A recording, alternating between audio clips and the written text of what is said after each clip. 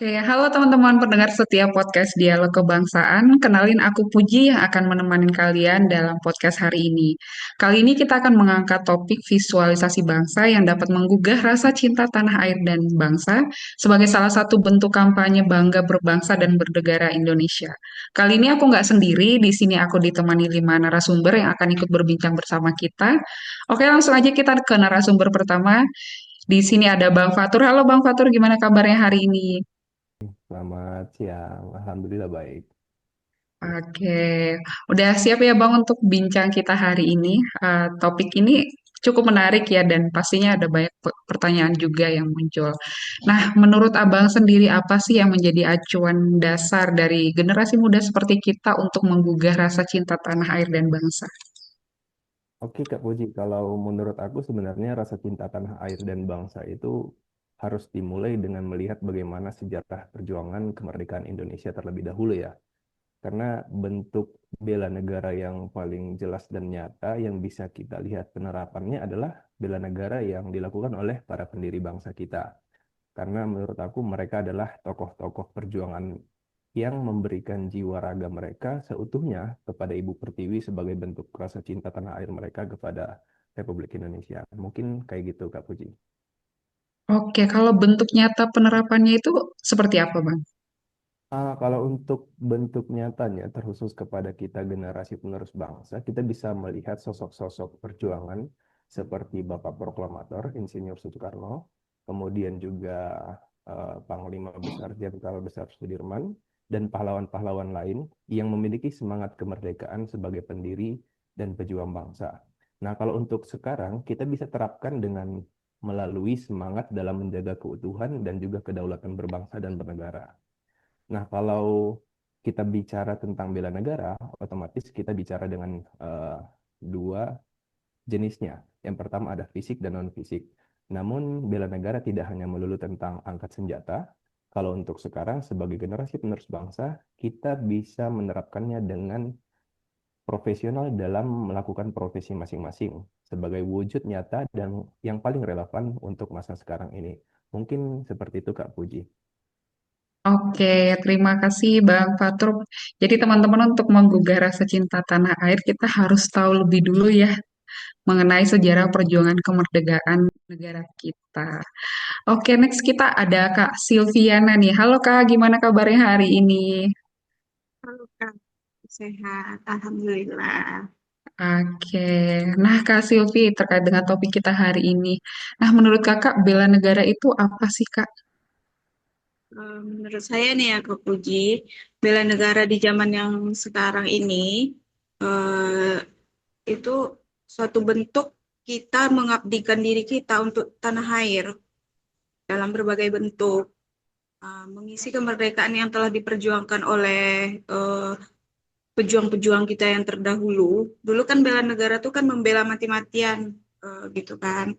Nah, jadi Iya. untuk mengisi kemerdekaan sekarang ini itu udah terkandung di dalam nilai-nilai Pancasila kita gitu. Pancasila sebagai dasar negara kita yang sekarang itu mengajarkan kita tentang gotong royong, persatuan, dan toleransi dan sebagainya gitu. Jadi, Oke, jadi kita sebagai individu, apalagi kita seorang ASN, itu memiliki peran dalam membangun bangsa pada saat sekarang ini, Kak. oke Kak. Nah, kalau untuk contoh nyatanya itu menurut Kakak seperti apa? Kalau contoh nyatanya itu bisa kita lihat di sehari-hari di lingkungan kita banyak ya Kak Puji. Contohnya itu belajar dengan giat, itu termasuk bela negara juga. Terus melestarikan budaya Indonesia sendiri, gotong royong mungkin di lingkungan kita, lingkungan kerja, lingkungan sekitar gitu, berikut berpartisipasi, menghormati perbedaan yang ada. Oke, dan berarti di dalam bela negara ini kita nggak perlu mikirin yang rumit-rumit gitu ya Kak ya. Ya, Itu contoh-contoh bisa, sederhananya banyak. uh, ya itu bisa kita mulai dari hal sederhana aja dari diri kita sendiri. Kita kasih dampak positif ke keluarga dan orang-orang di sekitar kita gitu. Oke, terima kasih Kak Silvi. Nah, selanjutnya kita ada Bang Taufik dan juga Bang Enceng. Gimana kabarnya hari ini? Baik, halo Kak Puji, Halo. baik, baik, Alhamdulillah. Baik Oke, Kak, kabar Alhamdulillah. baik ya. Ya, Oke, Bang. Nah, Bang, gimana seperti kakak yang lain tadi, saya juga mau nanya nih, menurut Abang berdua nih, mewujudkan cinta tanah air dalam kehidupan sehari-hari itu seperti apa? oke, mungkin dari saya pertama kali, mari kita renungkan dulu apa itu cinta tanah air.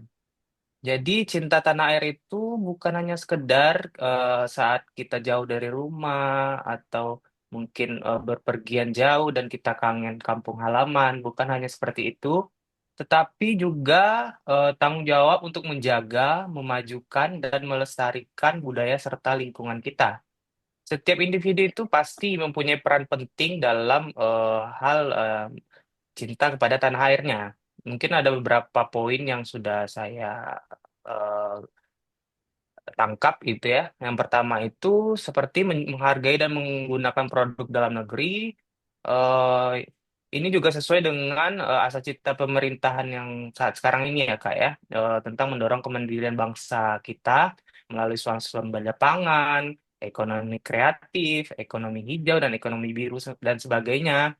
Jadi dengan produk lokal itu berkembang maka akan menciptakan banyaknya lapangan pekerjaan bagi warga negara kita gitu. Mungkin yang selanjutnya juga menjaga kebersihan lingkungan dengan melakukan hal kecil seperti membuang sampah pada tempatnya, membersihkan lingkungan secara rutin, dan selanjutnya menggunakan bahasa Indonesia dengan baik dan benar.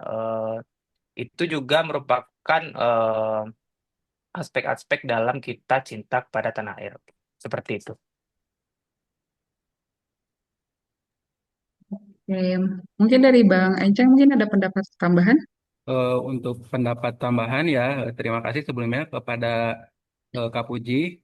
Menurut saya, cinta tanah air itu adalah sebuah komitmen di mana cinta tanah air itu bisa diterapkan dalam kehidupan sehari-hari. Contohnya dalam berpartisipasi aktif dalam kegiatan sosial seperti kegiatan masyarakat, gotong royong, kerja bakti, dan hal yang sama seperti itu.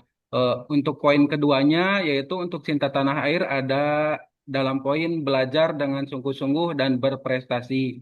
Untuk contoh nyatanya kita bisa ambil dari para pelajar di mana cara terbaik untuk menunjukkan cinta tanah air adalah dengan belajar keras dan meraih prestasi. Dan poin terakhir yaitu menurut saya cinta tanah air adalah menghormati perbedaan dan menjaga toleransi.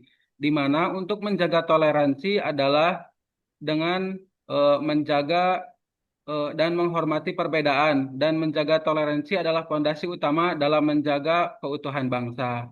Seperti itu Kak Puji, paparan dari saya.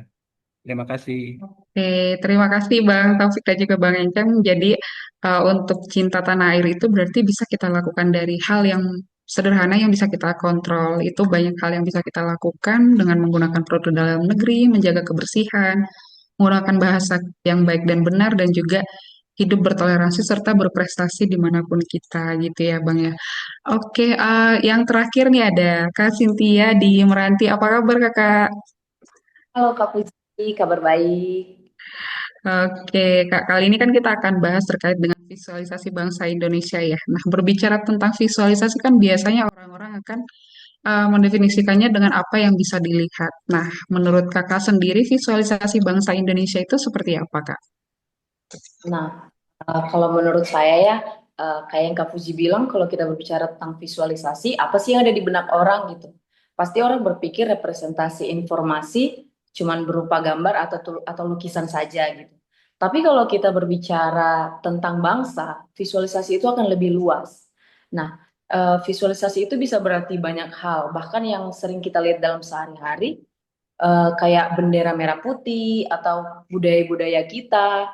Kita sepakat kan Indonesia ini kaya, penuh dengan keberagaman, dengan kekayaannya dari Sabang sampai Merauke, dimulai dari eh, kekayaan alamnya seperti pantai-pantainya, gunung-gunungnya yang megah, hingga hutan tropis yang menakjubkan. Enggak hanya itu juga seperti tarian-tarian tradisional ataupun makanan khas per daerah itu berbeda-beda gitu. Nah, kalau bicara lebih luas lagi, visualisasi juga berarti bagaimana media, seni, atau budaya membantu kita memahami siapa kita yang sebenarnya. Lihat deh Kak Fuji, film-film Indonesia, karya seni ataupun musik dari negara kita yang dikenal di dunia. Itu semua nggak cuma prestasi, tapi itu juga alat untuk merefleksikan siapa kita dan apa yang kita yakini. Kita juga bisa belajar dari pemimpin atau tokoh-tokoh inspiratif yang punya pengaruh besar untuk membentuk identitas kita begitu.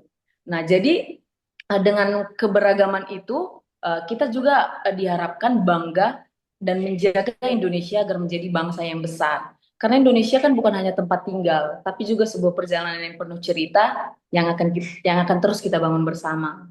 Gitu Kak Fuzi. Oke, terima kasih Kak Cynthia. Berarti visualisasi ini tidak sesederhana apa yang bisa kita lihat ya, tapi ini juga terkait dengan kekayaan alam, budaya, dan suku yang ada di Indonesia yang membuat kita harus menyadari keberagaman itu malah menjadi kekuatan kita gitu. Nah, di sini juga kita harus belajar banyak nih dari pemimpin dan tokoh inspiratif ya, Kak Cynthia tadi sebutkan kalau tokoh-tokoh itu punya pengaruh besar juga dalam membentuk identitas bangsa yang kita punya saat ini. Oke, terima kasih Kak Cynthia dan juga teman-teman yang sudah menjadi narasumber hari ini. Seperti yang kita bahas ya, teman-teman, rasa cinta tanah air dan bangsa itu bukan hanya diwujudkan dalam kata-kata, tapi juga kita harus wujudkan dalam tindakan nyata.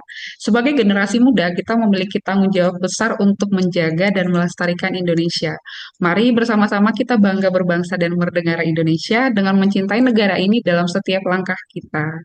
Terima kasih udah menyimak podcast kami. Semoga apa yang kita diskusikan hari ini bisa menginspirasi dan menggugah semangat kebangsaan kita. Dan sampai jumpa di kesempatan berikutnya.